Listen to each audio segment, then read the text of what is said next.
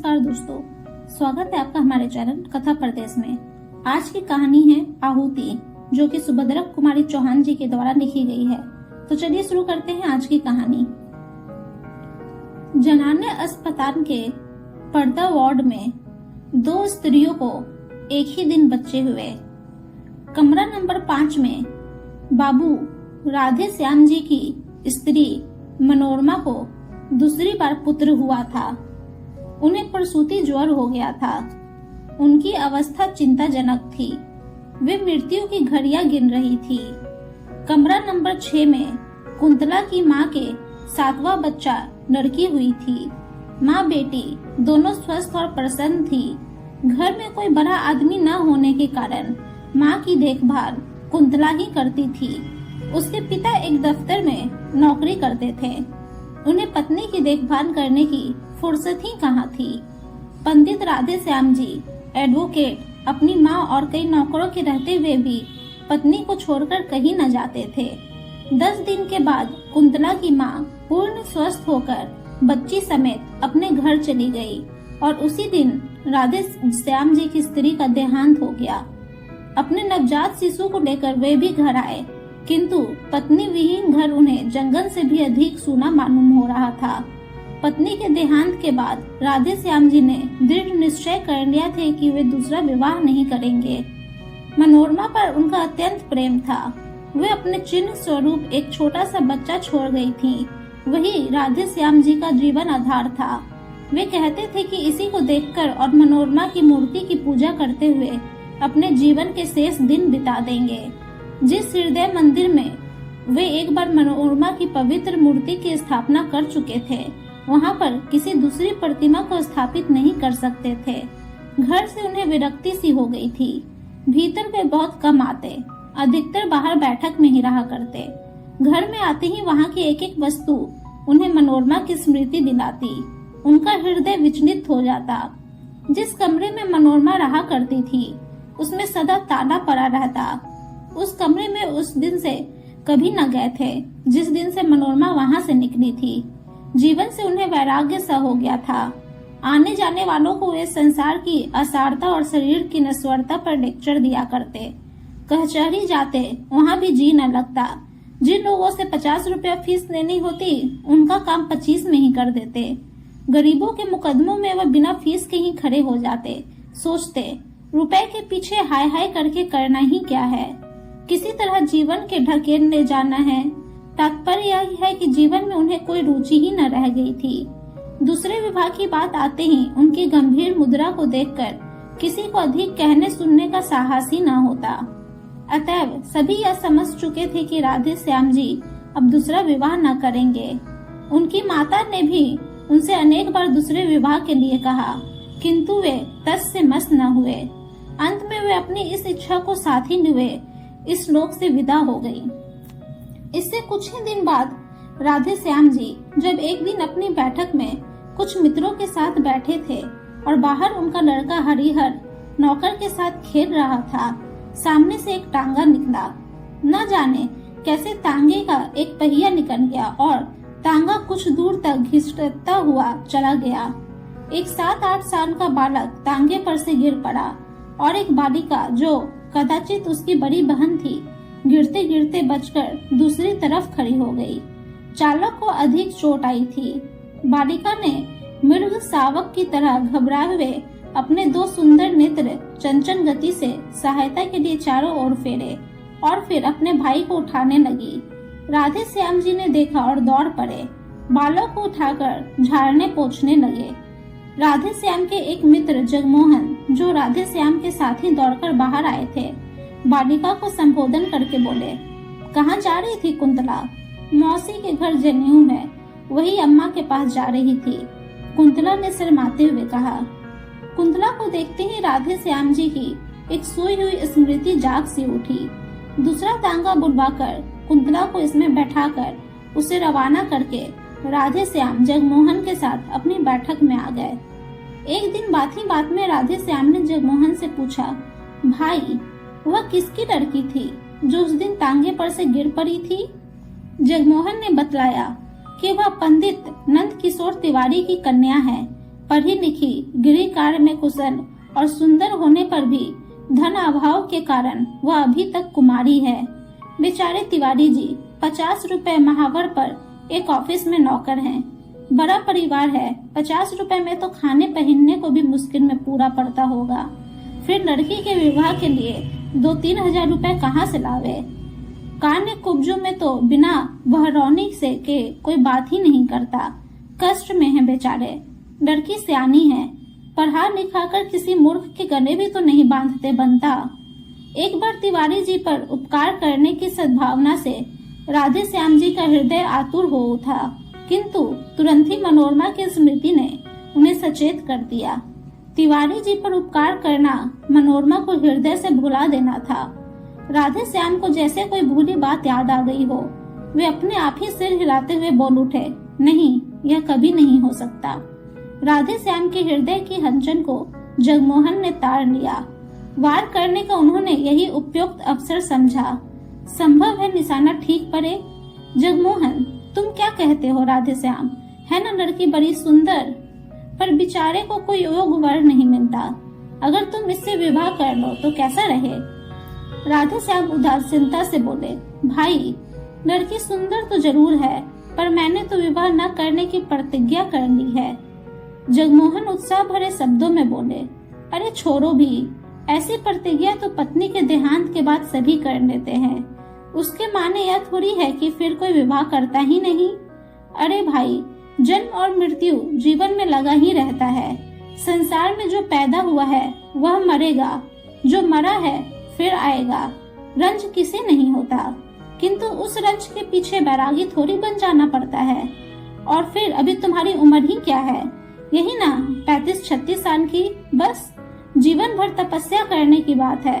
बिना स्त्री के घर जंगल से भी बुरा रहता है। ब्रजेश की माँ 4 दिनों के लिए मैके चली जाती है तो घर जैसे काट खाने दौड़ता है। राधे श्याम बोले, यह कोई बात नहीं जगमोहन, घर से तो मुझे कुछ मतलब नहीं है। जिस दिन मनोरमा का देहांत हुआ मेरे लिए घर घर नहीं रह गया। बात इतनी है कि बच्चे की देखभाल करने वाला अब कोई नहीं है। अम्मा थी तब तक कोई बात न थी, पर अब बच्चे की कुछ भी देखभाल नहीं होती। नौकरों पर बच्चे को छोड़ देना उचित नहीं, और मैं कितनी देखभाल कर सकता हूँ तुम ही सोचो। परिणाम यह हुआ कि बच्चा दिनों दिन कमजोर होता जा रहा है। राधे श्याम का विवाह कुंतला के साथ हो गया। उनकी उजड़ी हुई गृहस्थी में बहार आ गई। मनोरमा के बंद कमरे का ताला खोलकर उनके चित्रों पर हल्की रंगीन जाजिम का पर्दा डाल दिया गया। उस घर में फिर से नूपुर की मधुर ध्वनि सुनाई पड़ने लगी। चतुर गृहिणी का हाथ लगते ही घर फिर स्वर्ग हो गया। कुंतला की कार्य कुशलता और बुद्धि की कुशाग्रता पर राधे श्याम मुग्ध थे। कुंतला के प्रेम के प्रकाश से उनका हृदय आलोकित हो उठा। अब वहाँ पर मनोरमा की धुंधली स्मृति के लिए भी स्थान न था। वे पूर्ण सुखी थे। राधे श्याम जी ने दूसरा विवाह किया था, संभवतः हरिहर की देखभाल के लिए ही, किंतु इस समय कुंतला को हरिहर से अधिक राधे श्याम की देखभाल करनी पड़ती थी। उनकी देखभाल से ही वह परेशान हो जाती, इतनी थक जाती कि उसे हरिहर की तरफ आंख उठाकर देखने का भी अवसर न मिलता। कुंतला के असाधारण रूप और यौवन ने तथा राधे श्याम जी की धनती अवस्था ने उन्हें आवश्यकता से अधिक असावधान बना दिया था। बुरा भला कैसा भी काम हो, सबकी एक सीमा होती है। राधे श्याम के इस अनाचार से कुंतला को जो मानसिक वेदना होती सो तो थी ही, इसका प्रभाव उसके स्वास्थ्य पर भी पड़े बिना न रहा। कुंदन की तरह उसका चमकता हुआ रंग पीला पड़ गया, आंखें निस्तेज हो गई। 6 महीने की बीमार मालूम होती, वैसे ही वह स्वभाव से सुकुमार थी। अब चलने में उसके पैर कांपते, सदा हाथ पैर में दर्द बना रहता, जी सदा ही अनसाया रहता। खाट पर लेट जाती तो उठने की हिम्मत न पड़ती। कुंतला की इस अवस्था से राधे श्याम अनभिज्ञ हो सो बात न थी, उन्हें सब मालूम था। कभी कभी गलानी और पश्चाताप उन्हें भले ही होता, किंतु लाचार थे। कहते हैं धनती उम्र का विवाह और दूसरे विवाह की सुंदर स्त्री मनुष्य को पागल बना देती है। था भी कुछ ऐसा ही। कुंतला अपने जीवन से कुछ बेजार सी हो रही थी। किंतु वह राधे श्याम को किस प्रकार रोक सकती थी। वह तो उनकी विवाहिता ठहरी। 7 फेरे फिर लेने के बाद घनश्याम को उसके शरीर पर पूरी मोनोपोली सी मिल चुकी थी। इधर कुछ दिनों से शहर में एक स्त्री समाज की स्थापना हुई थी। एक दिन उसकी कार्यकारिणी की कुछ महिलाएं आकर कुंतला को निमंत्रण दे गई। कुंतला ने सोचा, अच्छा ही है, घंटे 2 घंटे घर से बाहर रहकर अपने इस जीवन के अतिरिक्त भी देखने और सोचने समझने का अवसर मिलेगा। उसने निमंत्रण स्वीकार कर लिया। वहां गई भी। वहां जितनी स्त्रियों ने भाषण पढ़े या दिए, कुंतला ने सुने। उसने सोचा, वह इन सबसे अधिक अच्छा लिख सकती है और बोल सकती है। घर आकर उसने भी एक लेख लिखा। विषय था भारत की वर्तमान सामाजिक अवस्था में स्त्रियों का स्थान। राधे श्याम जी ने भी लेख देखा, बहुत ही प्रसन्न हुए। लेख लिए हुए वे बाहर गए। बैठक में कई मित्र बैठे थे, उन्हें दिखलाया। सभी ने लेखिका की शैली एवं सामायिक ज्ञान की प्रशंसा की। अपने एक साहित्य सेवी मित्र अखिलेश्वर को लेकर राधे श्याम भीतर आए। कुंतला को पुकार कर बोले, कुंतला, तुम्हारा लेख बहुत ही अच्छा है। मुझे नहीं मालूम था कि तुम इतना अच्छा लिख सकती हो, नहीं तो तुमसे सदा लिखते रहने का आग्रह करता। तुम्हारे इस लेख में कहीं भाषा की त्रुटियां हैं, जरूर, पर सो ये मेरे मित्र अखिलेश्वर ठीक कर देंगे। अब तुम रोज कुछ लिखा करो, ये ठीक कर दिया करेंगे। मुझे तो भाषा का ज्ञान नहीं, अन्यथा मैं ही देख लिया करता। खैर कोई बात नहीं, यह भी घर के ही आदमी है। कुंतला के लेखों के देखने का भार अखिलेश्वर को सौंपकर राधे श्याम को बहुत संतोष हुआ। कुंतला को अब एक ऐसा साथी मिला था जिसकी आवश्यकता का अनुभव वह बहुत दिनों से कर रही थी, जो उसे घरेलू जीवन के अतिरिक्त और भी बहुत सी उपयोगी बातें बता सकता था, जो उसे अच्छे से अच्छे लेखक और कवियों की कृतियों का रसस्वादन करा के साहित्य जगत की सैर करा सकता था। कुंतला अखिलेश्वर का साथ पाकर बहुत संतुष्ट थी। अब उसे अपना जीवन उतना कष्टमय और नीरस न मालूम होता था। कुंतला और अखिलेश्वर प्रतिदिन एक बार अवश्य मिला करते। कुंतला की अभिरुचि साहित्य की ओर देखकर उसकी विलक्षण कुशाग्र बुद्धि एवं लेखन शैली की असाधारण प्रतिभा पर अखिलेश्वर मुग्ध थे। वो इसे एक सुयोग रमणी बनाने में तथा उसकी प्रतिभा को पूर्ण रूप से विकसित करने में सदा प्रयत्नशील रहते थे। लाइब्रेरी में जाते, अच्छी से अच्छी पुस्तक लाते और उसे घंटों पढ़कर सुनाया करते। कविवर सैली, टेनिसन और किट्स तथा महाकवि शेक्सपियर इत्यादि की ऊंचे दर्जे की कविताएं पढ़कर उसे समझाते, उसके सामने व्याख्या तथा आलोचना करते और उससे करवाते। हिंदी के धुरंधर कवियों की रचनाएं सुनाकर वे कुंतला की प्रवृत्ति कविता की ओर फेरना चाहते थे। उनका विश्वास था कि कुंतला लेखों से कई अच्छी कविताएं लिख सकेगी, किंतु अब राधे श्याम को कुंतला के पास अखिलेश्वर का बैठना अखरने लगा था। वे कभी कभी सोचते, शायद कुंतला के सुंदर रूप पर ही रिझकर अखिलेश्वर उसके साथ इतना समय व्यतीत करते हैं, किंतु वे प्रकट में कुछ न कह सकते थे, क्योंकि उन्होंने स्वयं ही तो उनके आसपास में परिचय कराया था। कुंतला राधे श्याम के मन की बात समझती थी, इसलिए वह बहुत सतर्क रहती, किंतु फिर भी यदि कभी भूत से उसके मुंह से अखिलेश्वर का नाम निकल जाता तो राधे श्याम के हृदय में ईर्ष्या की अग्नि भभक उठती।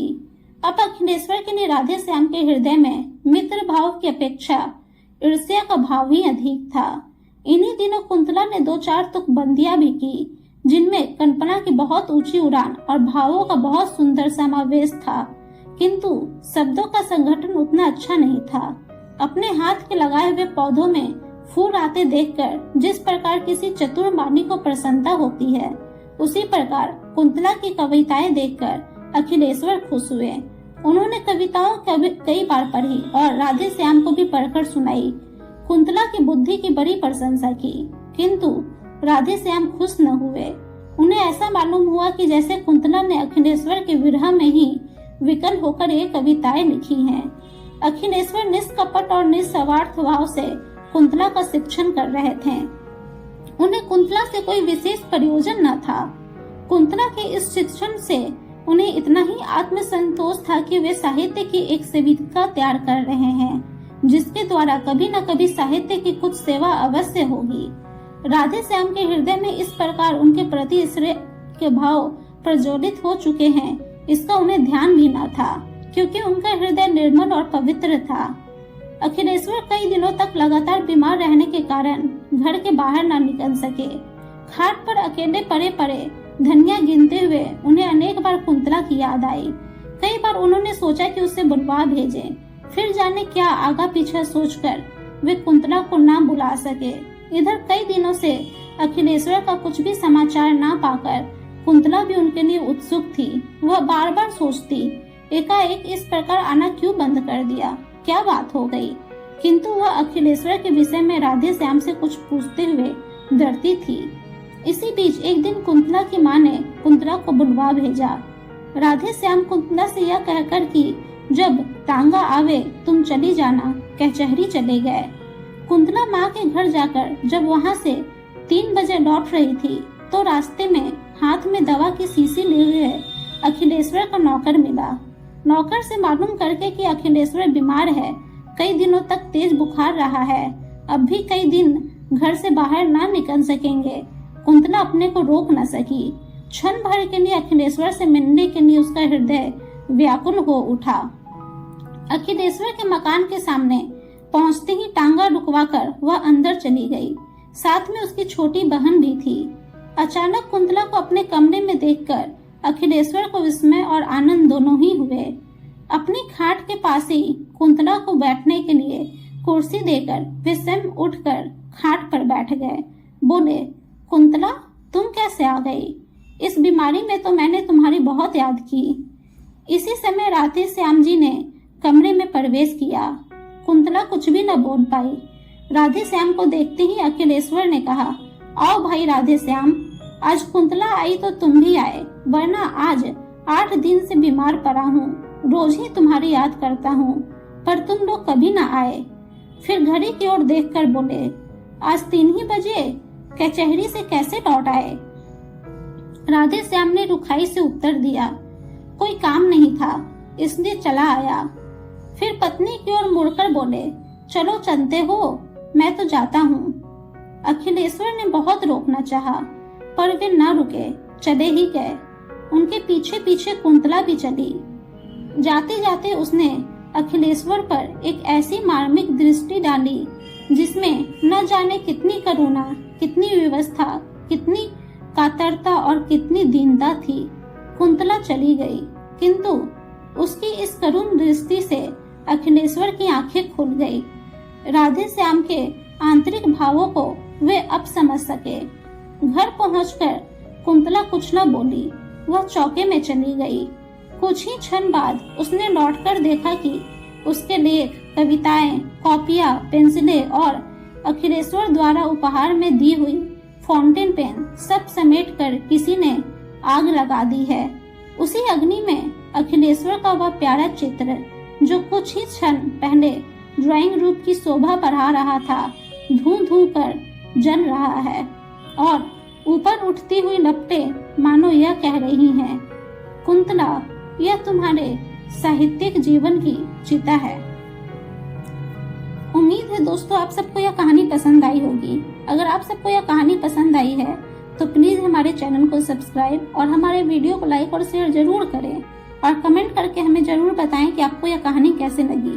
आप सबका हमारी कहानी को सुनने के लिए धन्यवाद।